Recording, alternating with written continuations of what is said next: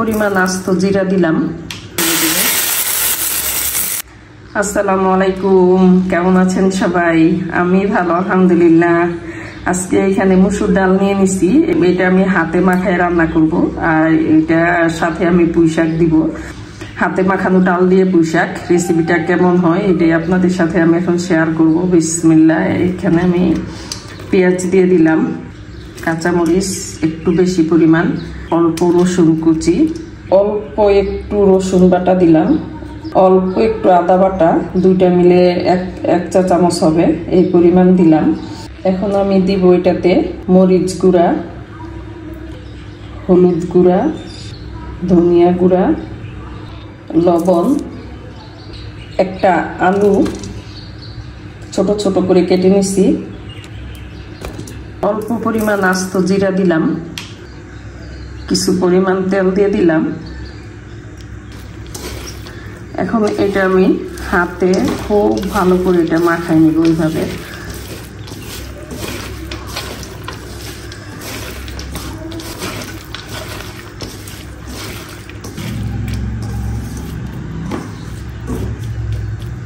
এটা মাখানো শেষ। এটাতে এখন আমি পুঁই শাক দিয়ে দিব। এই পুঁই শাকগুলি আমার ছাদ বাগানের পুঁই শাক, তো এইগুলি মাশাআল্লাহ অনেকগুলি পুঁই শাকই। তো এটা ডালের সাথে একটু করে মাখাই নিব। এইভাবে আমি ডালটা আগে আধা ঘন্টার মতো ভিজাই নিছি, 20 মিনিটের মতো, যেন একটু নরম হয়। আর আমি একসাথে দিয়ে দিতেছি, কারণ আমি চাই না যে ডালটা খুব বেশি ভেঙে যাক, এই জন্য মানে একসাথে দেওয়া পুঁই শাক আর ডাল একসাথে যেন হয়ে যায়।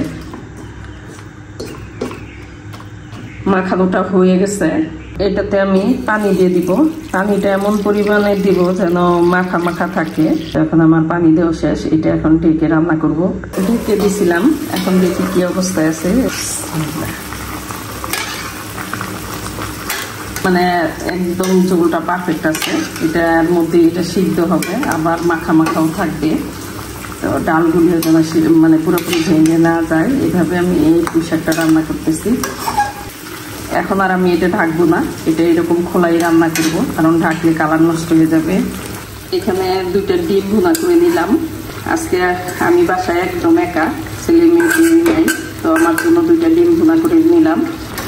এখানে ডাল পুঁই শাক দিয়ে এইটা রান্না করতেছি আমার একার জন্য। আজকে একদম রান্নার ইচ্ছাই ছিল না, কিন্তু এমন পর্যায়ে আছি যে আজকে যদি রান্না না করি তাহলে খাওয়া সম্ভব না। তো চিন্তা করলাম যে একটা ভিডিও করি, তাহলে হয়তো আমার রান্নাটাও হয়ে গেল, ভিডিওটা হয়ে গেল, আমি খেতে পারবো।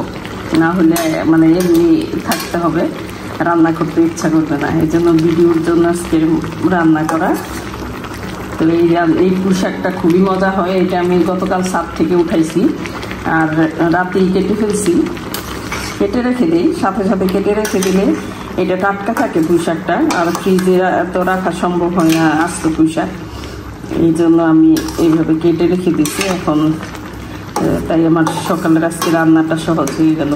এই পর্যায়ে এটা আমি এখন নামাই নিয়ে তারপরে আমি এটাকে বাগার দিব। তো কিভাবে বাগার দিই এটা আমি আপনাদের সাথে শেয়ার করতেছি। আমি ছোট্ট একটা ফ্রাই প্যান নিয়েছি, ছোট্ট ফ্রাই প্যানে বাগার দেওয়াটা খুব মানে ভালো হয়, বাগারটাও ভালো হয়। তো বিসমিল্লাহ, এটা আমি শুকনো মরিচ দিয়ে দিলাম, এটা একটু ভেজে নিব।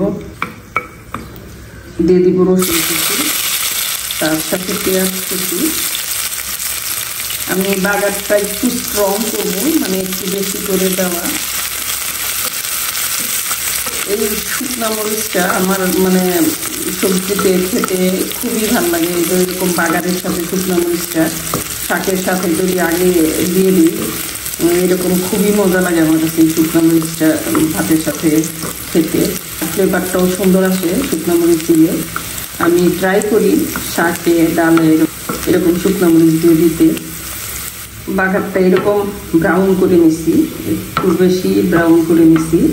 বাগারটা হয়ে গেছে, এটা একটু বেশি ব্রাউন করেই নিলাম, একটু স্ট্রং বাগার দেওয়ার জন্য।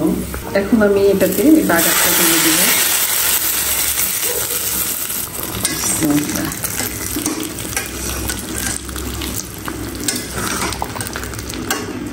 অল্প কিছুক্ষণ জাল করবো যেন এটার বাগারটার টেস্টটা পুরো শাকে চলে আসে।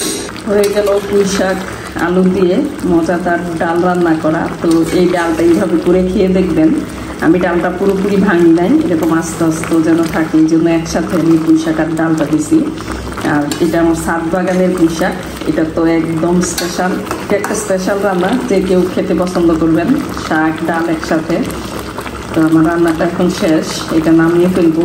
শাকটা এমনভাবে রান্না করছি যেন ডালটাও আসতো, আবার শাকটাও মানে কালার চেঞ্জ হয়নি, অনেক বেশি ওভার কুক হয়নি। তো আলহামদুলিল্লাহ আমার রান্না বাড়া শেষ। তো সবাই এইভাবে খেয়ে দেখবেন আর কমেন্টে জানাবেন। তো সবাই ভালো থাকেন, সুস্থ থাকেন, আল্লাহ হাফেজ।